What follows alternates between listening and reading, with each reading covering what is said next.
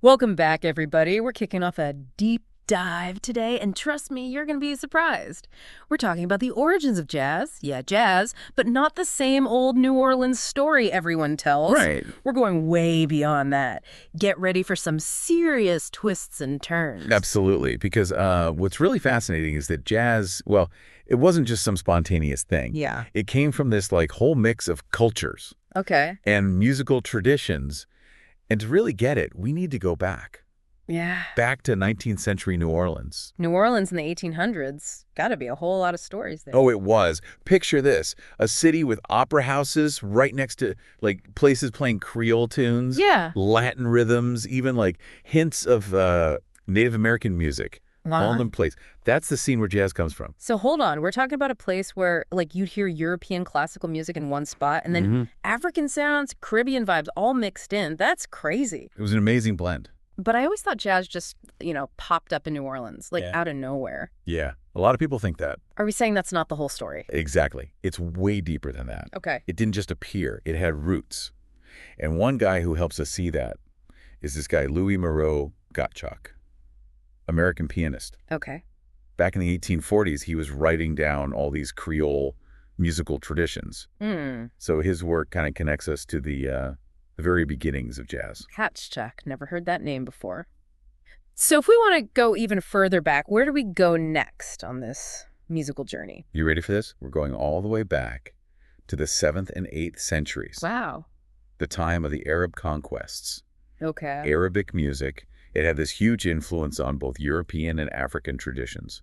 And that's a key piece of the jazz story. The Arab world, Africa, Europe. Now we're talking. Exactly. A global I story. never would have guessed. To see how it all came together, we got to follow those conquests. First, they conquered Egypt, right? Then they spread down the East African coast, and there they met the Bantu tribes. Okay, got it. So they're spreading their musical influences as they go. Exactly. Then, boom, year 711, they crossed the Strait of Gibraltar right into Spain.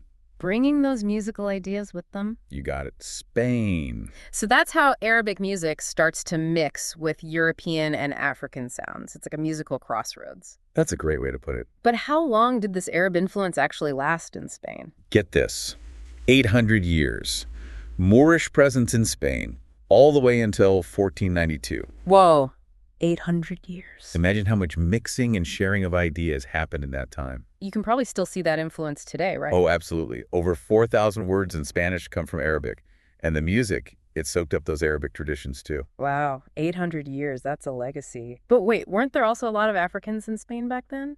You're right. Before 1492, there was something like 150,000 African slaves, mainly in Seville. Seville, that was where the Casa de Contratación was, the organization running the slave trade, Right. Most of those slaves ended up in places like Cuba, Santo Domingo, Mexico. So those forced migrations, they're bringing African musical influences into the mix too, right? We're starting to see the connections to the Americas now. Exactly. It all travels with people. Yeah. And as those musical traditions moved, they kept changing and blending. It's like a musical family tree with branches stretching across continents and centuries. So we've got this Arabic, African, European mix happening in Spain. Where does this musical recipe head next? The Caribbean, that's the crucial link. Okay. Specific things like the Chinquillo rhythm traveled from Haiti to Cuba, and then, yep, you guessed it, to New Orleans. The Caribbean, it's all coming together. But how exactly did those sounds get from Haiti to Cuba? People weren't hopping on planes back then. Well, think about what was happening. 1801, huge rebellion in Haiti. Toussaint Louverture leading the charge. Right. Thousands of slaves had to flee, and a lot of them took their music with them to Cuba and New Orleans. Fleeing for their lives, but bringing their music with them. That's powerful. Absolutely. So we're still in the Caribbean, though. How do these sounds finally reach New Orleans and start shaping jazz? That's where the Louisiana Purchase comes in. Yeah. 1803, remember? Yeah. Huge land deal. Brings New Orleans with all its Caribbean flavor right into the U.S. Okay. And right in New Orleans, there's this special spot, Congo Square. It becomes a melting pot for all these musical influences. Congo Square. Sounds like the place to be. It was. Imagine a place where enslaved Africans, free people of color, they could all gather on Sundays. Okay. Drumming, dancing, performing. This was their chance to keep their culture alive, even with slavery all around them. Powerful. At Congo Square, you'd hear African rhythms and melodies refusing to disappear. and European tunes, but they picked up those African rhythms too. It was a mix like nowhere else. So even with all the oppression, music was a way to hold on to their identity, to connect with each other. Exactly. It was a powerful force. Were there any specific dances or musical styles that were popular at Congo Square? One of the biggest was the bambula, directly from Bantu traditions. It came all the way from Africa. Wow. Shows how strong that African culture remained, even in a tough new place. So we've got the African and European stuff mixing, but weren't there other musical influences hitting New Orleans, too? Oh, yeah. New Orleans was like a musical sponge, always soaking up new sounds, refugees from the Caribbean, European musicians looking for work, even stuff from South America. And it wasn't just professional musicians, you know. The city archives, they're full of records about permits for dances, private parties, all through the 1800s. Permits for dances? Yeah. Sounds like they took their partying seriously. They did. And we know it wasn't just waltzes and stuff. They had quadrilles, cotillions, polkas, mazurkas, even the fancy pas de deux. Wow. Fancy. What you danced to depended on your background. You know, what ethnicity, what social class. Makes sense. And then there were these dances the journalists talked about, kind of scandalous for the time, the Tadolo and the Turkey Trot. Ooh, scandalous. What were they like? Super energetic, kind of suggestive moves. Sounds fun. It was. So New Orleans was a city where music and dance pushed the limits, culturally and socially. Yeah. All this is happening as jazz is starting to form. It's like a whole world of music is brewing. But before we get to jazz itself, was there anything else going on in New Orleans that affected how this music scene developed? It feels like we're missing something. You're right. There's one big thing we haven't talked about yet. And it's kind of a dark cloud over all this musical harmony. Segregation. Oh, right. Segregation. We can't tell the story of jazz without talking about that part of American history. Okay, so now we're shifting gears a little, talking about how segregation changed the music scene in New Orleans. Things are about to get serious, huh? Yeah, because music doesn't exist on its own, you know? Yeah. It's always tied to what's going on in society. As we move through the 1800s, that kind of harmony between all the different communities in New Orleans, it starts to break down. Right. Tensions rise, and eventually they get these segregation laws. Really changes things for the city and for the music. It's like a reminder, right? Music isn't separate from everything else. It's tied up with the social stuff, the politics, everything. So what were some of the big things that happened, you know, that led to segregation in New Orleans? Well, 1857, huge moment. The Supreme Court makes that Dred Scott decision. Says, black people can't be citizens. Wow. Shook the whole country. Made racial discrimination even worse, legally speaking. Yeah. Then, just 5 years later, bam, Civil War. The Civil War. Over 180,000 black people fought in that war for their freedom to end slavery. Incredible bravery. Yeah. But even after all that, the fight for equality, it wasn't over. Not by a long shot. It's tough to think about how long that fight went on. How did those events specifically affect things in New Orleans? After the war, new laws came in. Now, anyone with any African ancestry at all, they were classified as black. So even a little bit of African heritage and you're automatically considered black. Exactly. Meant a lot of Creoles of color, who'd had a bit more freedom before, suddenly they're facing the same discrimination as people who've been enslaved. It's like the rules of the game totally changed. They did. And it all led up to 1896. Plessy v. Ferguson. Supreme Court makes segregation legal. Separate, but equal, they called it. Separate but equal. We know how that turned out. Yeah, not equal at all. So now, black musicians in New Orleans, they've got a whole new set of problems. I bet their world just got a lot harder. It did. Creole identity, which had always been kind of fluid, mixed, suddenly it's under attack. Because now everyone's forced into these rigid categories. Right. A lot of Creole musicians, whatever their skin color actually was, they started changing their names, anglicizing them, to hide their African heritage. Just to survive. Exactly. To fit in, get work. Do you have any examples of musicians who did that, changing their names? Oh, tons. Ferdinand Joseph Lamouth, he became Jelly Roll Morton. Jelly Roll Morton. Henri-Francois Zenon, he turned into George Lewis. Harold Baquet, he was Hal Baquet. Louis-Alphonse Delisle, he's Big Eye Louis Nelson now. Raymond Barrois, he's Raymond Burke. All these talented guys having to downplay who they really were. It's heartbreaking. How did segregation change the music itself, though? Did it affect how jazz was played, the instruments they used? Great question. Roger Bastide, a sociologist, he said, when they banned public dancing, blacks and the musicians with them, they went into the taverns, left behind their African instruments, took up the white man's. The piano, the cornet. Wow. So segregation forced a shift away from African instruments towards European ones. That's right. That's a huge change. Did that affect how jazz ended up sounding? That's something historians still argue about. Some say that this forced change, it actually shaped the sound of jazz, the sound we know today. You mean being forced to use different instruments, it kind of accidentally made something new? That's both amazing and really sad. Yeah, a bit of both. But it shows how creative, how resilient these musicians were. What other effects did segregation have on the music scene? It must have been incredibly difficult for Black musicians. Oh, it absolutely was. But even with all that hardship, music gave them a place to escape, to fight back. Another sociologist, Thomas Firer, he said that in New Orleans back then, music was the thing that held this mixed-up caste system together, all the privileges and exclusions. In this city with so many languages, so many cultures, under the control of a colonial power, music gave people a sense of freedom. So even with segregation trying to divide people, music brought them together. Exactly. Music was a place where cultures could still meet, influence each other, showed the power of art to unite people. It reminds us that the jazz story isn't just about music. It's about resilience, cultural exchange, fighting for what's right. Okay, so we've talked about segregation and how it changed things in New Orleans, but I'm still curious how all those different influences, they actually combined to create jazz. What made this new music so different? To really get jazz, you got to listen for a few things. One of the big ones is improvisation. Okay.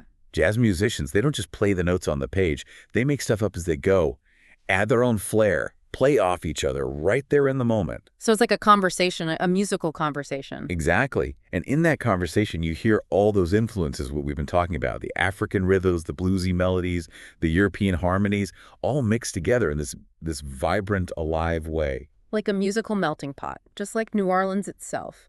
What else should we listen for? What makes jazz sound like jazz? The rhythm. It's complex. It's Yeah. not just keeping a beat. It's about playing with time, creating swing. Jazz rhythms, they're often offbeat or syncopated. The emphasis is on unexpected parts of the beat. So it keeps you guessing. It does. Yeah. And then you've got the blues as a wholly emotional layer to jazz. The blues. So much feeling in that music. How does that fit in with jazz? The blues came from the struggles, the strength of Black Americans, gave jazz that soulful quality, lets the music express all kinds of emotions. Joy, sadness, longing, everything. So it's not just playing the right notes, it's making you feel something. Exactly. Every note tells a story. And what about instruments? When I think jazz, I think trumpets, saxophones, trombones, all that brass. Were those the main instruments in early jazz? You got it. Those instruments could make those big melodies, powerful solos.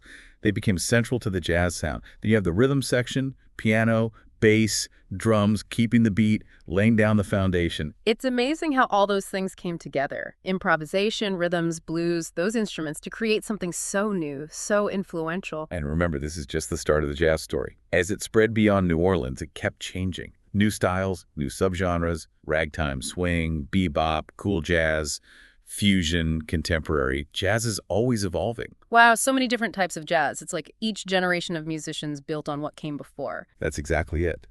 Each generation pushed the music further, but never forgot those core elements: improvisation, rhythm, feeling. Always changing, but always connected to its roots. You know, you said earlier that segregation might have actually shaped jazz because those African instruments were pushed aside. Do you think it would evolve differently if they'd stayed? It's a thought, isn't it? Hard to say for sure. But it makes you wonder, would it sound more African today? Would it have gone in a totally different direction? It makes you realize how much history is about these unexpected turns. Sometimes bad things lead to new ideas, new changes. Yeah, and it shows the strength of Black musicians.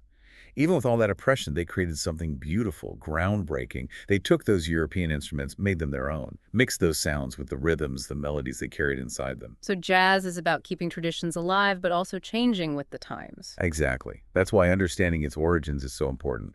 It's not just about the past, it's about how the past shapes us today, how music connects people across cultures, across generations.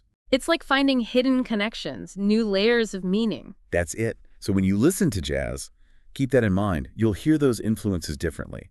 and you'll appreciate how complex, how beautiful this music really is. I know I will. I'll never hear jazz the same way again.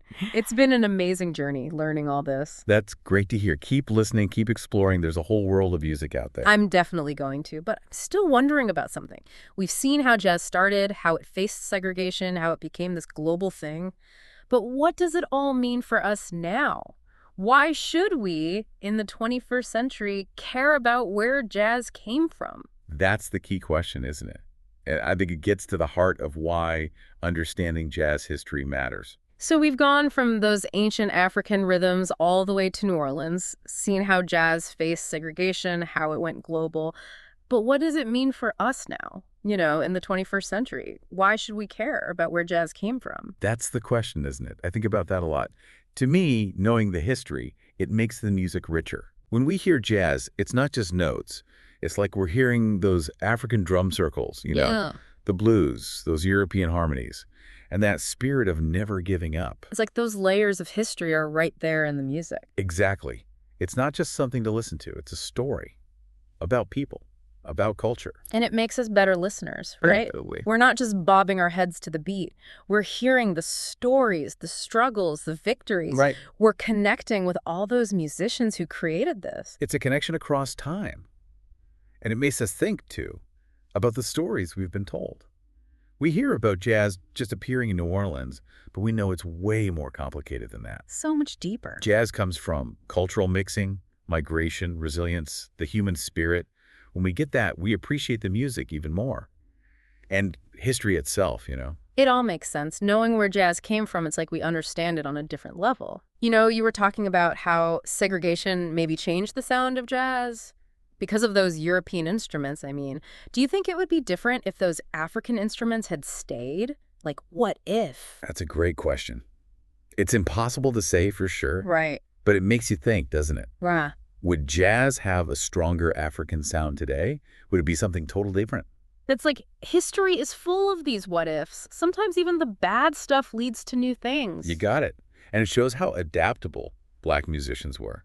They took those European instruments and made something amazing with them, blended those sounds with their own rhythms, their own feeling. So jazz is like holding on to the old and creating the new all at once. Exactly. That mix is what makes it so special. And that's why exploring its history matters. We're not just stuck in the past. We're seeing how the past is still with us today and how music, it can connect everything. It's like finding these hidden links. It is. So keep those origins in mind when you listen. You'll hear things differently, I promise. You'll get the complexity, that beauty. I know I will. This deep dive has totally changed how I hear jazz. That's great. I can't wait to learn more. That's the spirit. Keep listening, keep discovering. There's so much out there.